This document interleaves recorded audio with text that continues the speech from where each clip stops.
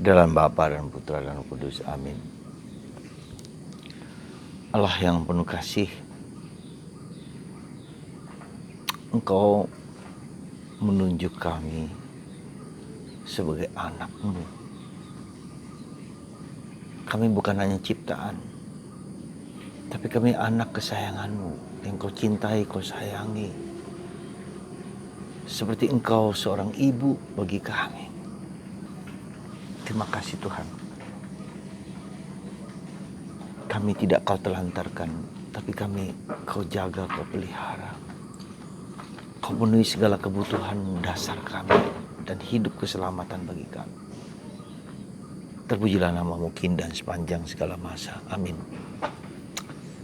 Saudara, ketika saya mencoba merenungkan Injil hari ini, di mana Yesus dihadapkan dengan ibu dan saudara-saudaranya yang hadir ketika Yesus sedang mengajar. Itulah ibumu, saudara-saudaramu di luar. Tapi Yesus mengatakan, saudaraku, ibuku, saudariku adalah mereka yang melakukan kehendak Allah. Saudara, bukan hanya hubungan darah yang membuat kita bersatu. Bahkan seringkali hubungan darah itulah yang membuat kita pecah, yang membuat kita terpuruk, membuat kita marah, kecewa. Mungkin karena warisan, mungkin karena harta, mungkin karena kebencian. Saudara, Yesus memberikan nilai lain, memberikan suatu gambaran lain, memberikan suatu makna lain dari aspek persaudaraan, aspek cinta kasih, aspek relasi. Dan lebih daripada itu, Tuhan mengatakan kita adalah anak-anak Allah. Allah adalah seperti bapak, seperti ibu yang care dengan kita, yang peduli dengan kita, yang menghargai kita, yang mencintai kita dan menerima kita apa adanya. Kita adalah anak Allah. Begitu dekatnya sebutan itu, begitu mesranya sebutan itu. Aku adalah anak Allah. Dan kalian adalah saudara-saudaraku, karena kita semua ada anak Allah dan kita adalah saudara-saudara. Asalkan kita mau menjalankan kehendak Allah, maka bisa dibayangkan dan bisa dimengerti dalam Kisah Para Rasul. Kita komunitas awali, ya, hidup sebagai saudara. Mereka menjual harta miliknya, tinggal bersama saudara.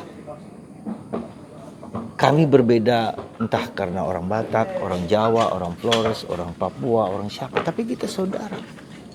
Tidak ada gereja Katolik khusus Batak, tidak ada gereja Katolik khusus orang Jawa, orang Flores, orang Papua, dan suku-suku lain, tapi satu. Ya. Kita adalah satu, Katolik, universal Katolik. Maka kita harus bangga sebagai orang Katolik. Entah kita semua, suku apapun, tertampung di dalamnya. Tidak ada gereja Katolik khusus orang Batak. Dan ini sungguh suatu yang sangat kita syukuri dan kita puji, karena begitulah. Ya. Gereja Katolik menyatu, entah karena suku, entah background, entah apa. Dan kita dalam hidup membiara, ya, berbeda suku, berbeda latar belakang, tapi kita satu, tinggal dalam komunitas, kebersamaan, persaudaraan. Maka kita lihat dalam kenapa orang gereja Katolik tidak serta-merta disebut gereja Kristen. Karena pada awal abad pertama ada begitu banyak orang Kristen menyebut diri Kristen, tapi banyak juga yang sesat. Meskipun dalam Kisah Para Rasul di Antioquia, mereka yang menjadi pengikut Yesus disebut Kristen. Kenapa orang Katolik disebut orang Katolik? Karena itu tadi, ya, kalau Kristen begitu banyak kesesatan-kesesatan pada awal abad pertama, maka Ignatius dari Antioquia mengatakan kita adalah Katolik, yang berarti kata holos, kita adalah universal. Ya, dan itu yang kita syukuri, kita universal. Kita nggak peduli apakah kita orang Batak, orang Jawa, orang apa. Ini Sesuatu yang karunia yang Tuhan berikan gereja universal dimanapun juga, gereja Katolik universal. Itu yang pertama. Yang kedua, dalam kitab Kejadian ketika Kain membunuh Abel, Tuhan bertanya, Kain, di mana saudara? Jawab Kain apa? Siapa saudaraku? Aku tidak tahu siapa saudaraku. Aku nggak peduli siapa saudaraku. Jadi saudaranya sendiri membunuh. Ya, Kain membunuh Abel. Dan dia mengatakan tidak peduli. Aku nggak tahu di mana saudaraku. Saudara, tidak bisa kita mengatakan begitu sebagai anak Allah. Semua adalah saudara kita. Kita adalah anak-anak Allah. Semua yang lain-lain adalah saudaraku. Satu bapak, satu keluarga. Keluarga Allah. Semoga kita menyelami misteri kebersaudaraan kita. Nah, kita juga karena itu punya tanggung jawab untuk take care of people, orang lain, memperhatikan orang lain, menghargai orang lain, menerima orang lain, mencintai orang lain. Tidak bisa kita tidak peduli dengan orang lain, siapapun juga adalah saudaraku. Maka di dalam ketika Yesus ditanya, siapakah sesamaku itu? Orang Lewi pergi ketika melihat orang yang terkapar karena karena dibegal. Kaum imam juga nggak peduli, tetapi orang Samaria yang dianggap sebagai musuh orang Yahudi justru menolong. Maka siapakah saudaraku? Semua orang yang kita hidup dalam persaudaraan kemanusiaan.